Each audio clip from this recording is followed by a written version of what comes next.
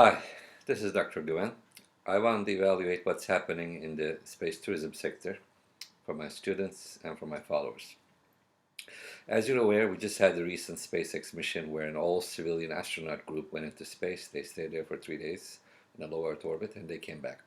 This mission was a complete success, and it was interesting in the fact that it was comprised of people who are not professional astronauts but actual civilians who just got trained and who went into space, who conducted some interesting scientific, especially medical experiments, and came back to Earth safely and soundly without any problems. Now, for those who remember some of my writings and some of my previous podcasts and webcasts, I had said that 2021 is going to be an exciting year for aerospace. In fact, many people were surprised because they were saying, Dr. Guven, there's a corona pandemic happening all across the world. The economy is slowing down globally, so it doesn't seem feasible that aerospace sector can take off. But I had been saying since January, 2021 will be one of the most important years in aerospace that has happened. And we had so many exciting developments. We had the NASA's Perseverance Mars mission, which demonstrated unique abilities with the unique Martian helicopter, so to speak, to explore the planet along with the rover. We had the Chinese mission who went into space to the moon and were able to bring back lunar samples for the first time since 1970s. And this is a very important feat because we had not been able to receive any moon samples for almost 50 years. So we can also count the Martian missions by the Chinese Space Agency, by the UAE Space Agency. So on the Space Agency front, there were a lot of missions happening to the Moon, to Mars. There was an ESA mission to the asteroids. So there was a lot of things happening on the government front, international front, Space Agency front.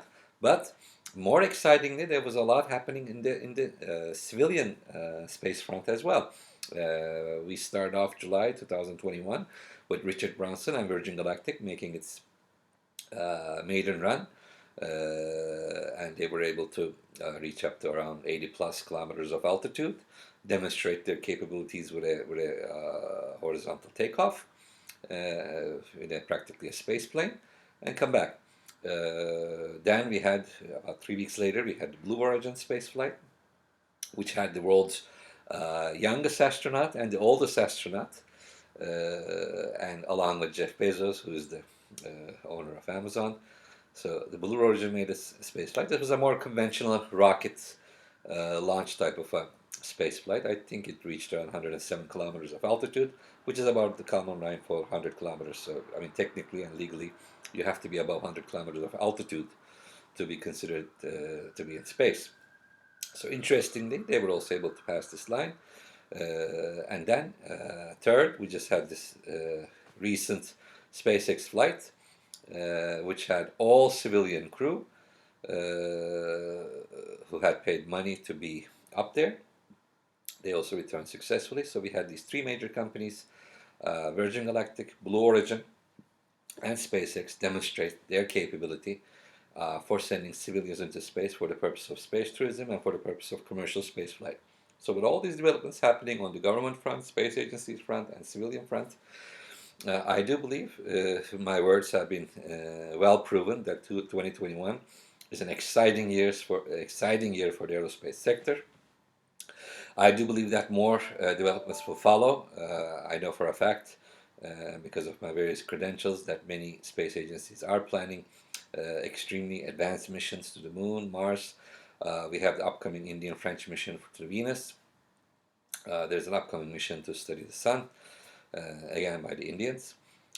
Chinese are in the process of constructing their own big space station, which will become a competitor to ISS. And we have these civilian companies which will also conduct more flights this year, space tourism flights, and I do believe from 2022 onwards it will become pretty much a commonplace event for these space companies to be able to haul people up as long as they have the money to pay for the ticket. And of course, similar to the boom of the aviation in 1930s, as more and more space companies start providing these civilian space tourism services. I do believe that the cost of one person being able to go up into space will become cheaper and cheaper. They're exciting a lot of new spaceports that are being developed currently all across the world. And besides that, there are also a lot of civilian companies that are not focusing on transporting civilians into space, but transporting a lot of low-cost CubeSats into space. Many micro CubeSat makers or micro CubeSat launchers are pulling their resources together to be able to conduct more missions into space. And finally, with the Artemis mission, Artemis project of NASA, which says that hopefully Americans will be able to return to the moon by 2024,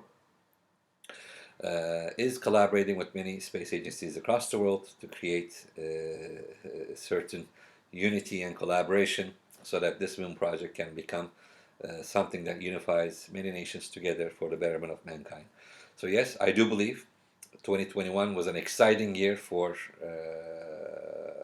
the aerospace sector.